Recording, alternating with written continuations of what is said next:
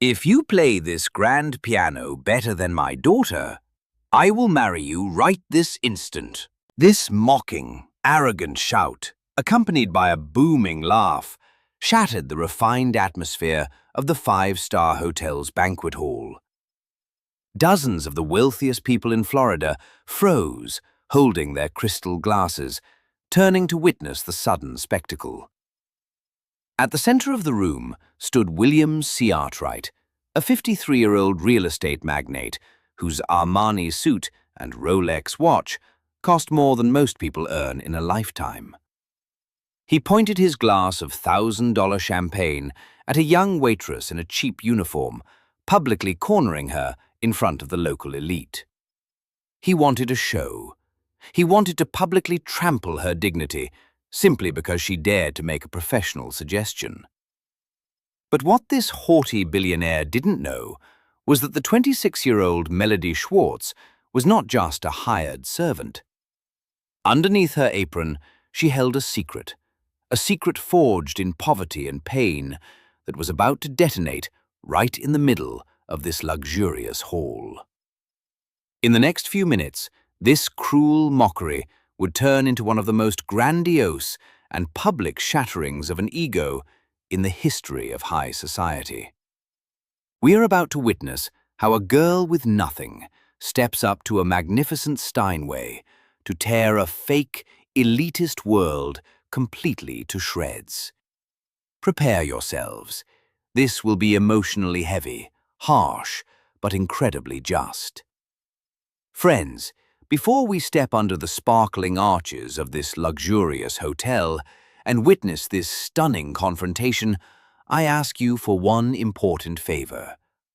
The creation of such deep, psychologically rich stories requires colossal effort, so that we can continue to tear the masks off those who consider themselves the masters of life and tell you about the true strength of the human spirit.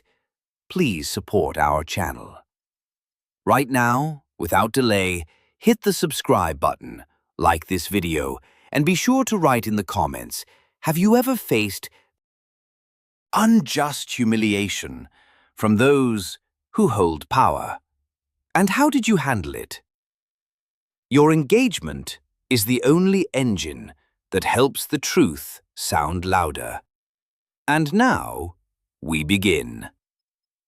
Melody Schwartz had barely turned 26, and she never expected that her first week working as a hired waitress in Miami Beach would end in public humiliation at the hands of one of the most powerful men in Florida. Everything started with an innocent suggestion to change the background music, since some guests had expressed dissatisfaction with the loud volume. Just a professional remark, nothing more, but William interpreted it entirely differently. "Oh, a Jewish waitress understands classical music?" he asked sarcastically, with cold blue eyes full of barely concealed contempt, sizing her up from head to toe. "Let me guess. You probably watched a couple of videos on the internet and now consider yourself an expert."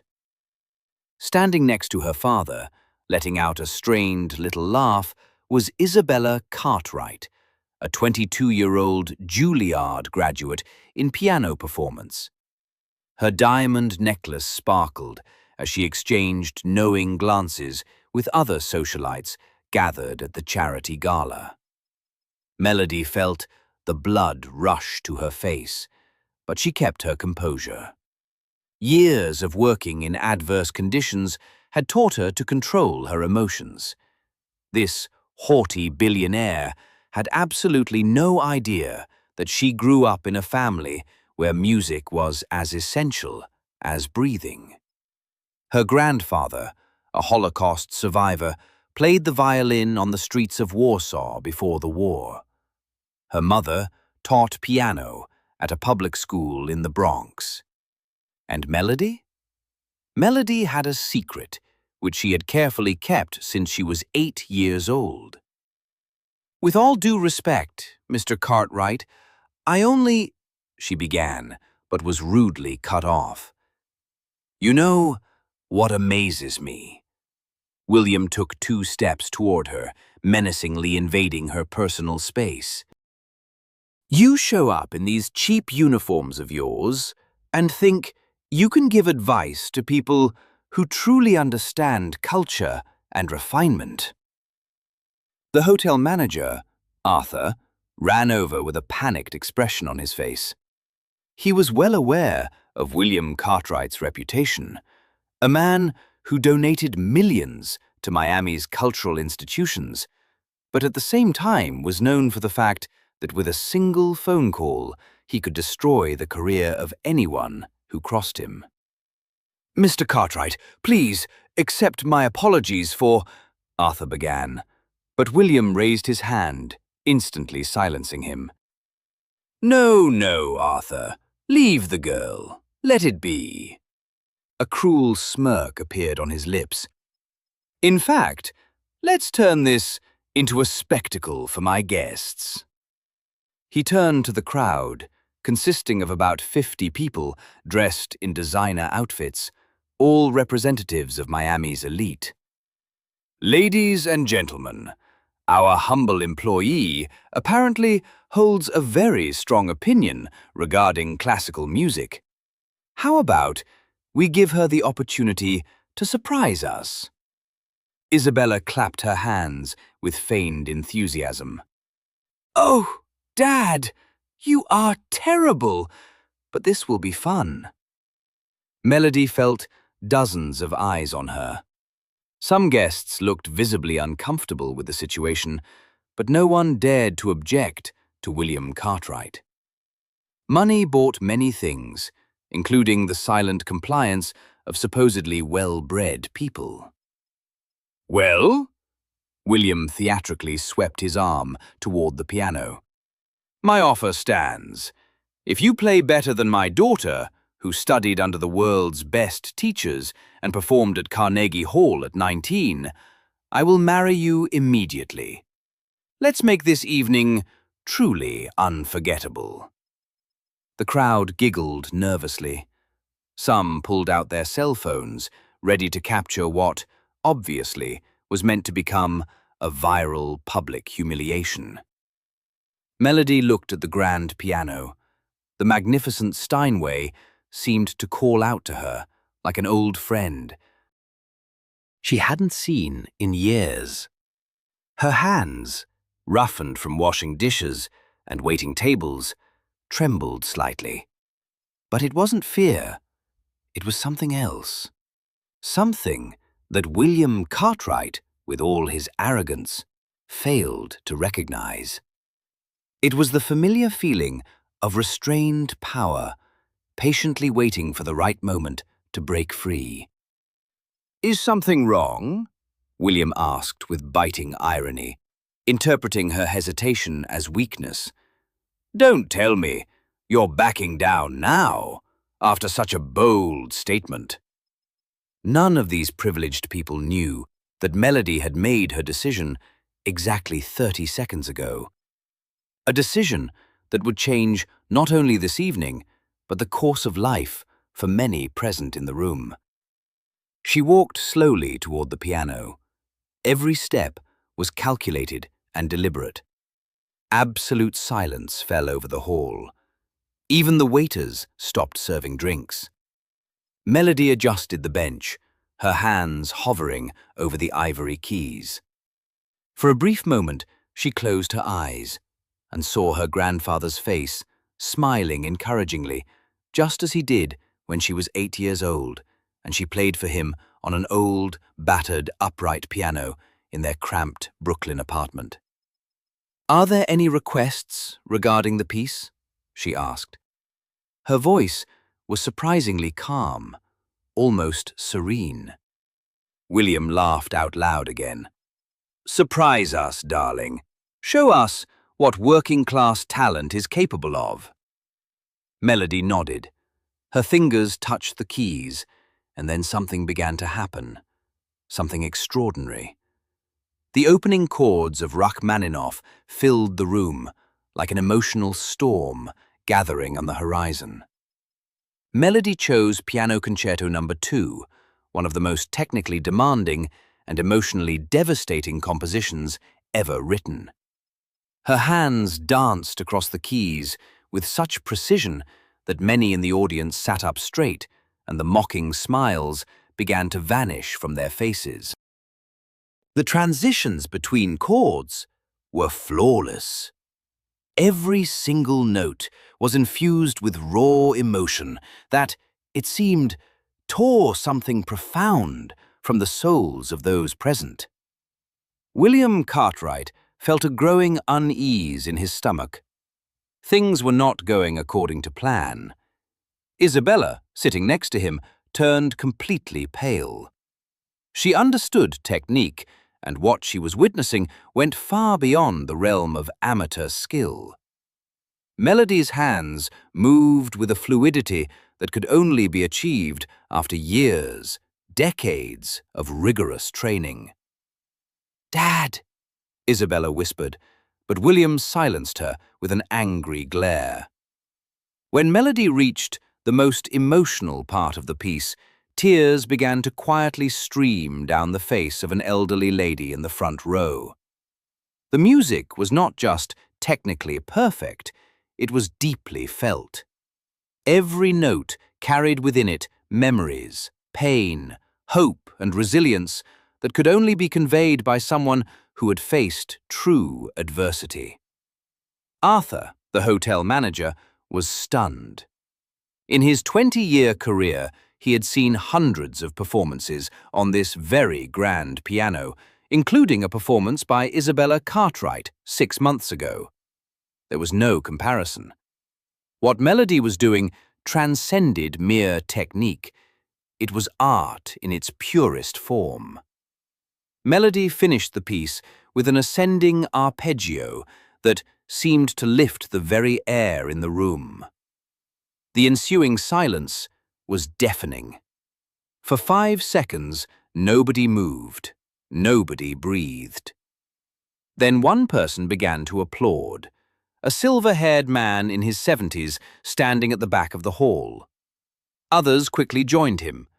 Within seconds, the entire room was on its feet, applauding with such force that the champagne glasses trembled on the tables.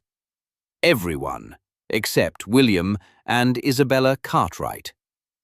Melody stood up from the bench, discreetly wiped her hands on the hem of her uniform, and returned to her place as if nothing unusual had happened. But when her eyes met William's eyes, something indescribable flashed in them. "Well," William's voice sounded weaker than he intended. He cleared his throat, trying to regain control of the situation. "That was unexpected, but let's be honest, playing a famous piece after years of practice, that is not—" "Forgive me for interrupting," the silver-haired man, who had started the applause, stepped closer. "William, I don't believe we've been formally introduced. I am Leonard Foreman, artistic director of the New York Philharmonic." William turned pale. Leonard Foreman was a legend in the world of classical music, one of the most respected and influential people in the industry. "Mr. Foreman, what an unexpected pleasure!" William extended his hand, but Leonard completely ignored it, turning instead to Melody. "My dear, that was simply magnificent. Where did you study? At Juilliard? At Curtis? At the Moscow Conservatory?" Melody smiled shyly. "Actually, sir, I never attended a formal music school. I learned from my mother, who taught at a public school in the Bronx." The surprise on Leonard's face quickly turned to admiration. "Extraordinary! You have a rare gift, my girl. Very rare." Isabella could no longer restrain herself. "Dad, this is ridiculous. She probably rehearsed this piece for months, knowing she would be tested." "Yes, Leonard raised an eyebrow. Then I propose a more impartial test. He turned back to Melody. Can you sight read? Before Melody could answer, William practically shouted, This has gone too far. This is a private party, not an audition. But Leonard was already rummaging through his leather folder, from which he pulled out some sheet music. This is a composition that I received this morning from a young Russian composer. It has never been performed in public. Even I haven't heard it. He handed the sheet music to Melody. If you can play this well enough, I personally guarantee that you will have all the opportunities your talent deserves. Melody took the score. Her eyes quickly scanned the complex notes, the uneven rhythmic patterns, the sudden key changes. It was intentionally difficult, the perfect trap to expose a fraud. William saw a chance to regain control. Excellent. Let's see if this supposed talent can withstand a real test. Melody returned to the piano. She placed the score on the music stand, and for the first time since this all began, allowed a small smile to touch her lips. William didn't know. No one in that room knew that Melody had spent the last 8 years of her life doing exactly this.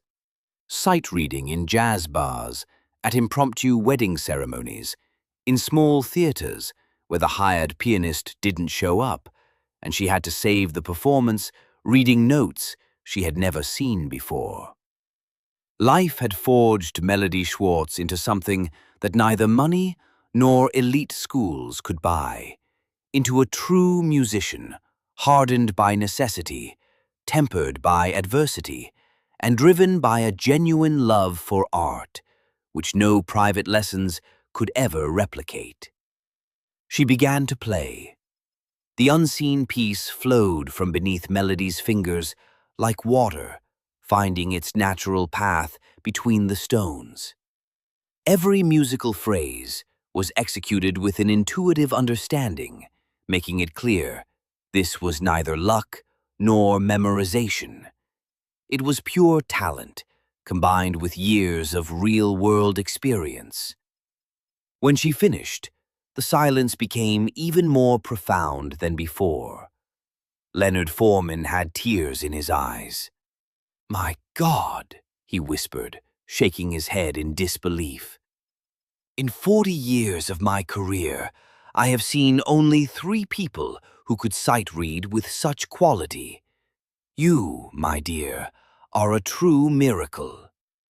William was now visibly furious. His red face contrasted sharply with the white collar of his shirt. He had tried to humiliate this waitress, to turn her into entertainment for his rich guests.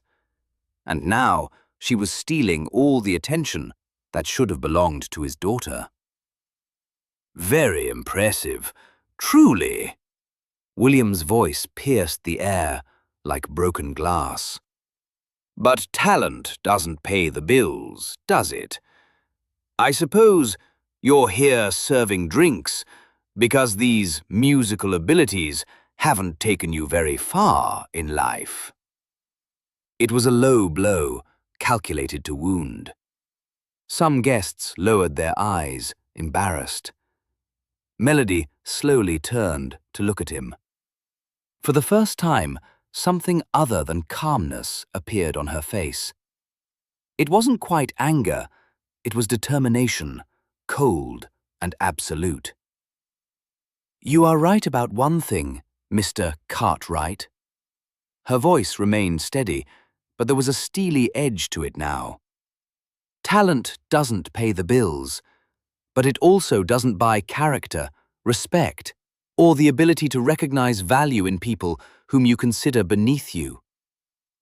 Isabella took a step forward, placing herself between Melody and her father. "How dare you speak to my father that way? You are nothing but a servant who got lucky. You've probably been practicing these specific pieces your whole life, waiting for a moment like this to...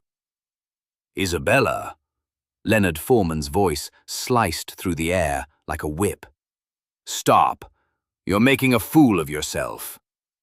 The girl stepped back as if she had been slapped. Arthur, the manager, finally gathered the courage to intervene. Mr. Cartwright, perhaps it's best if we all calm down. Melody, please, return to your station. Absolutely not. A voice belonged to an elegant 50-year-old woman who had been silently observing the events until now. Vertigo Vanderbilt, president of the Miami Cultural Society, and, coincidentally, the hostess of this charity evening. Arthur, Miss Schwartz will not be returning to her position as a waitress. Not tonight. William turned to her in disbelief. Vertigo? You can't be serious. I am completely serious. William? Vertigo walked over to Melody. Her heels echoed against the marble. This evening is dedicated to raising funds for young, talented artists, in case you forgot. And here is one right under our noses, being treated like garbage just because you cannot accept that someone from a poor family could be extraordinary. She gently took Melody's hand. My dear, do you have any plans for next week? Melody blinked, bewildered by the sudden turn of events. No, ma'am. Only your shifts at the hotel? Cancel them. Vertigo turned to Leonard Foreman. Leonard, you mentioned that the New York Philharmonic is giving that special concert next week, right? The Young Talents Concert. Leonard smiled slowly, catching on. Yes, exactly. And coincidentally, we had a last-minute cancellation. Melody, would you like to perform at Lincoln Center next Friday? Lincoln Center, the temple of American classical music, the place where legends were born. Melody felt her knees go weak. Mr. Foreman, I don't know. If she doesn't have the proper repertoire, Isabella exploded, she doesn't have the gowns. She has no experience performing in front of a large audience. She has what matters, Leonard interrupted firmly.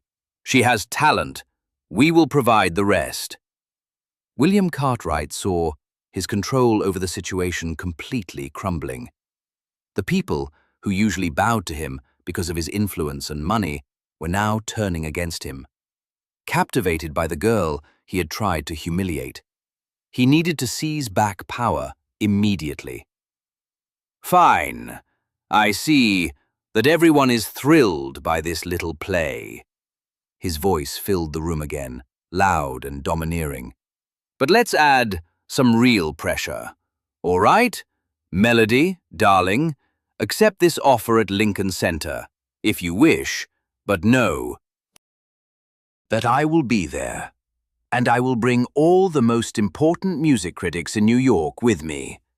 Every newspaper, every magazine, every classical music blog that I know. He took a step toward her. His smile was now predatory. And when you fail under the pressure of a real stage, with real critics in the audience, and not just a group of drunk guests at a party, I will personally make sure that everyone knows you were a fraud from the very beginning. A fraud who deceived well-meaning people. Silence fell over the room. William, is that a threat? Vertigo asked in an icy tone. It's a fact. William did not take his eyes off Melody. I built an empire because I know how to recognize true value. And I also know how to spot imposters. This girl may have fooled you today, but she won't fool me. She will break when the pressure gets real. Melody held his gaze. Something shifted in her posture. She no longer looked like the shy waitress she was at the beginning of the evening. There was a growing strength within her, like a flame that flares up when the wind blows on it. "I accept your offer, Mr. Foreman," she said firmly. "And I accept your challenge, Mr. Cartwright. I will see you next Friday." Leonard smiled broadly. "Excellent. I will arrange everything. Vertigo, can I count on the Cultural Society's support?" "Of course." Vertigo gave Melody a quick hug. "Darling, in the coming days, you will have access to the best resources Miami has to offer. Tutors, costume designers, stage coaches, everything you need." While they stepped aside to discuss the details, William took Isabella by the arm and led her to a corner of the room. "Dad, did you see what she did? She is really good. Maybe even better than—" "Shut your mouth," William hissed. "I don't care how well she plays. No one can publicly challenge me and go unpunished. No one." His eyes narrowed. "I will destroy that girl. And when I'm done, she will regret ever sitting down at that damn piano." Isabella swallowed hard. She knew that look. It was the same look her father had when he ruined competitors in business, when he annihilated anyone who dared to stand in his way. Melody Schwartz had no idea of the storm she had just unleashed. Or maybe she did, because while everyone around her discussed preparations for her debut, Melody remained silent, a faint smile playing on her lips. A smile that said she knew exactly what she was doing. The smile of a person who is just beginning to reveal their cards. The following week flew by like a whirlwind. Vertigo kept her promise, surrounding Melody with professionals who intensively prepared her for the performance. But while everyone focused on the upcoming show, William Cartwright worked behind the scenes, like a spider, spinning its venomous web. He called 17 music critics, ensuring that they would all be present not to celebrate, but to destroy. "A fraud must be exposed," he told each of them, sowing seeds of skepticism even before the first note was played. On Thursday evening, the day before the performance, William delivered what he considered his final blow. He posted on his social media, where he had 200,000 followers, a photo of Melody in her Waitress uniform, with the caption, "Tomorrow, watch as an untrained amateur tries to fool the classical music world. Arrogance knows no bounds. Lincoln Center at 8 p.m. It will be educational." The post went viral. 40,000 shares in 6 hours. Half the people ridiculed Melody. The other half were outraged by William's behavior. But the result was the same. All eyes would be fixed on her. Isabella tried to warn her father. "Dad, if she really is good, you're going to look ridiculous." "Under real pressure, people like that always crack." William cut her off sharply. "Always." Friday arrived with brutal swiftness. David Geffen Hall at Lincoln Center was packed. Over 2,000 people filled the red velvet seats. In the front rows, 17 music critics held their pens like daggers, ready to attack. William and Isabella occupied the center seats, surrounded by their Miami social elite, who had flown in specifically for this event. When the lights dimmed, absolute silence fell. Melody emerged from the wings, but the woman who approached the piano was no longer the shy waitress we saw a week ago. She wore a simple, yet elegant black dress. Her hair was styled in a classic chignon, and her eyes, as she surveyed the hall, shone with unwavering confidence. She sat down at the piano, adjusted the bench, took a deep breath, and began. But not with Rachmaninoff or any other traditional piece that everyone expected. Melody chose a completely unconventional, original piece that she herself had been perfecting for years. Her musical creation was a breathtaking fusion of Jewish klezmer motifs, which she had heard her grandfather play, with innovative jazz harmonies drawn from the atmosphere of the New York bars where she worked. It was a bold, risky, but truly brilliant choice. The composition started quietly, almost fragilely, evoking in the souls of the audience images of old shtetls and separated destinies. Then the sound gathered strength, absorbing the seething energy of New York, reflecting everyday struggles and an unbreakable will to live. The jazz chords wove in organically, like bridges connecting two worlds seemingly incompatible, but in Melody's hands they created something entirely new and mesmerizingly beautiful. Tears streamed down the cheeks of many in the audience. These were not tears of sorrow, but tears of profound understanding and recognition.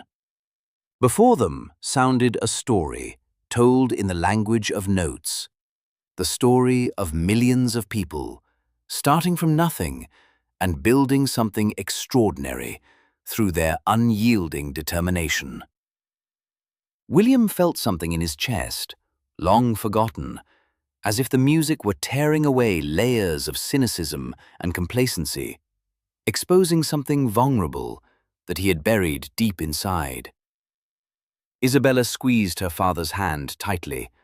Her eyes were also full of tears, but she remained silent. When Melody played the final chords, letting them linger in the air like fluttering butterflies, a silence descended that felt like an eternity. 5 long seconds. Then a storm of applause erupted. The entire hall stood up, cheering the performer with such intensity that the building itself seemed to shake. The applause did not die down, continuing for 4 solid minutes. People shouted, "Bravo!" Others wept openly. Leonard Foreman stepped onto the stage. His face was radiant.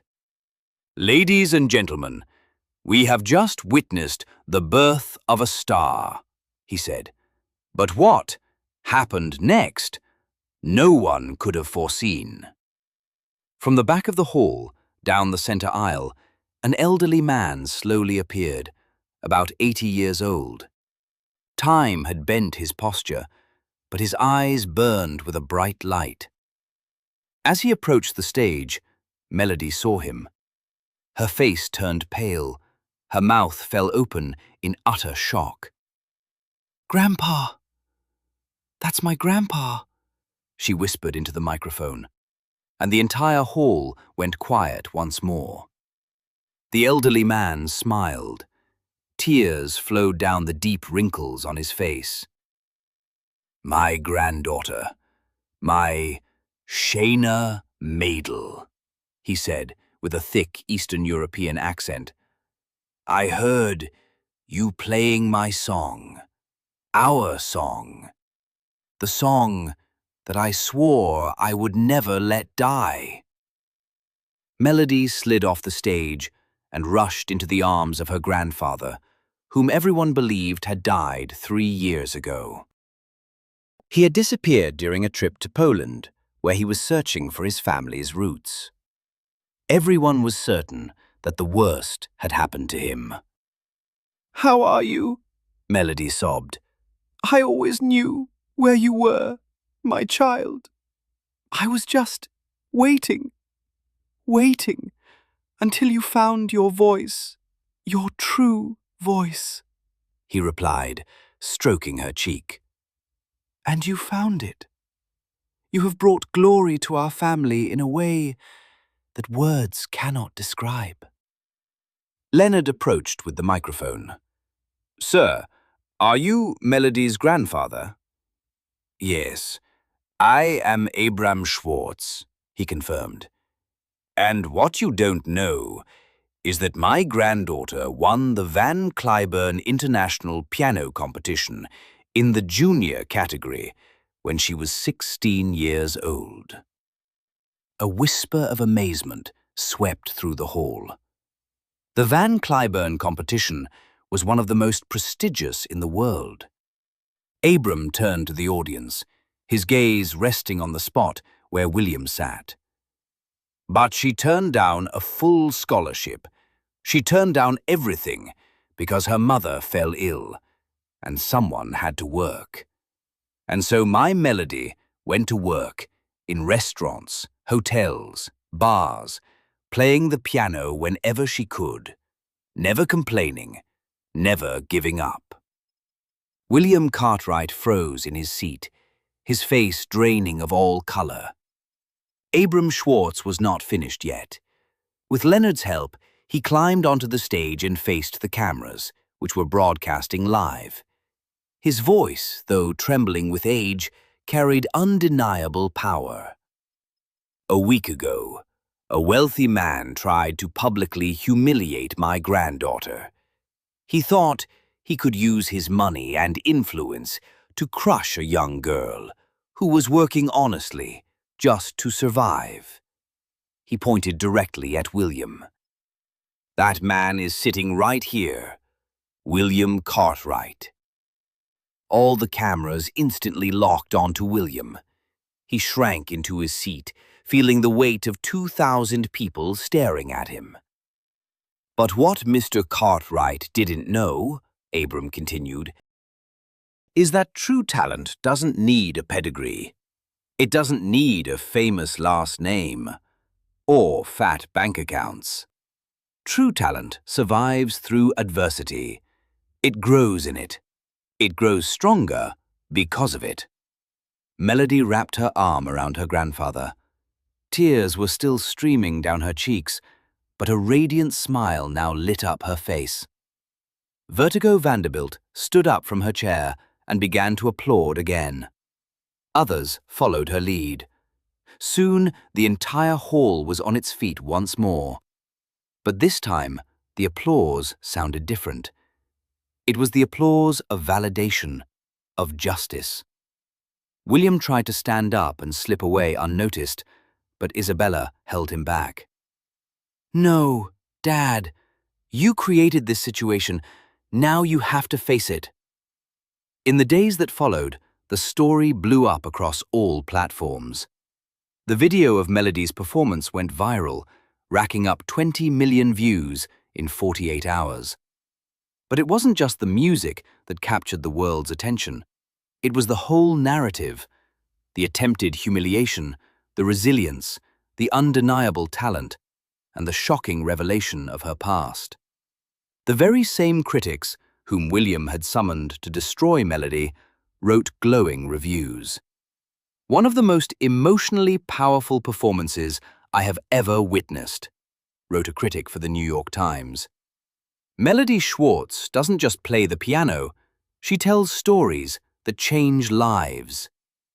William's original post came back to haunt him.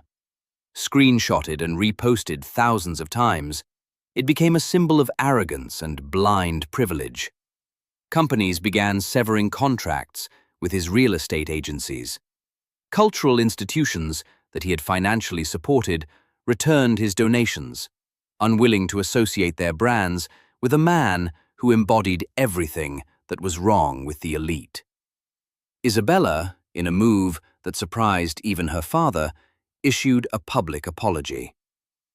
I was raised to believe that my worth depended on where I studied and how much money my family had, she wrote. Melody showed me that I was profoundly mistaken. I apologize for my behavior, and I am using this as an opportunity for growth. Her statement was widely praised. Isabella began to distance herself from her father's shadow, seeking her own identity. William, on the other hand, sank into an ever-deepening isolation. His calls went unanswered. His social events remained empty. The empire he had built on connections and influence began to crack at its foundations. 3 weeks after the concert, he did something he never thought he would do. He unexpectedly showed up at the small Bronx apartment where Melody had temporarily returned while figuring out her next steps. Melody opened the door and froze, seeing him with a crumpled envelope in his hands. "I didn't come to ask for forgiveness," William began in a hoarse voice. "I don't deserve forgiveness. I came to give you this." He handed her the envelope. "It's a check, enough to cover 10 years of musical education at any institution you choose. Private lessons, travel, everything." Melody looked at the envelope but didn't take it. "Why?" "Because my daughter made me realize something." William looked away, unable to meet her eyes. "Isabella said that my whole life I've confused price with value, and she's right. I looked at you and saw only a waitress. I didn't see the artist, the survivor, the extraordinary human being that you truly are." He pressed the envelope into her hands. "This won't fix anything, I know, but maybe it's a start." Melody held the envelope for a long time and then gently handed it back. "Mr. Cartwright, I've learned that the most valuable things in life cannot be bought with money. If you really want to do something meaningful, donate this money to music programs in underprivileged neighborhoods, in places where kids, like me, can discover their talents without having to choose between art and survival." William took the envelope back, nodding slowly. For the first time in decades, something resembling humility appeared in his eyes. "I will do that. I promise." As he turned to leave, Melody called out to him, "Mr. Cartwright!" He stopped. "Thank you." "For what?" he asked, confused. "For underestimating me. You gave me exactly the motivation I needed." William let out something resembling a bitter laugh and walked away. 6 months later, Melody Schwartz signed a contract with Deutsche Grammophon, one of the most prestigious classical record labels in the world. Her first album, titled Memories of Warsaw, which blended traditional klezmer compositions with modern arrangements, debuted at the top of the classical charts and crossed over into the mainstream, reaching the Billboard Top 20. A portion of the proceeds she directed toward establishing the Abram Schwartz Foundation, which provides full scholarships to young musicians from low-income families. The first recipient was a 13-year-old boy from Detroit who played the saxophone in the subway. Vertigo Vanderbilt became her mentor and close friend. Leonard Foreman invited her for the season as a guest artist with the New York Philharmonic. Her grandfather, Abram, sat in the front row at every concert, his face beaming with pride. As for William Cartwright, he kept his promise. He donated $5 million to public school music programs in Miami, New York, and Chicago. He never regained his former social standing, nor did he recover all his lost connections.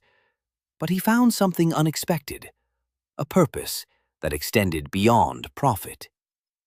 Isabella went her own way, becoming a piano teacher for children from underprivileged backgrounds, and discovered that teaching brought her more fulfillment than performing on stage or entering competitions. In an interview, a year after that fateful evening, Melody was asked if she held any grudges against William Cartwright. "A grudge?" she pondered, smiling. "No, I am grateful. He tried to break me, but ended up setting me free. Sometimes the greatest gifts come wrapped in the most terrible insults. The difference between being destroyed or strengthened by adversity lies not in what is done to you, but in who you choose to be in response. She looked straight into the camera. To anyone watching this who has ever been underestimated, humiliated, or rejected because of where they come from or how they look, your worth is not determined by the opinions of those who have more money or status. It is determined by what you carry within you. And no one, absolutely no one, can take that away from you. The video interview went viral. It was shared millions of times with the hashtag #TrueValue. Melody realized that the best revenge is not to destroy the one who tried to destroy you. It is to create something so extraordinary, so authentic, so powerful, that their cruelty becomes irrelevant. It is proving not with anger, but with excellence, that prejudice and arrogance always lose to genuine talent, combined with hard work. And every time she sat down at the piano, whether it was at Carnegie Hall or in a small cafe, she remembered that evening at the hotel in Miami Beach. The evening when an arrogant billionaire tried to humiliate her and ended up handing her the world stage that she deserved.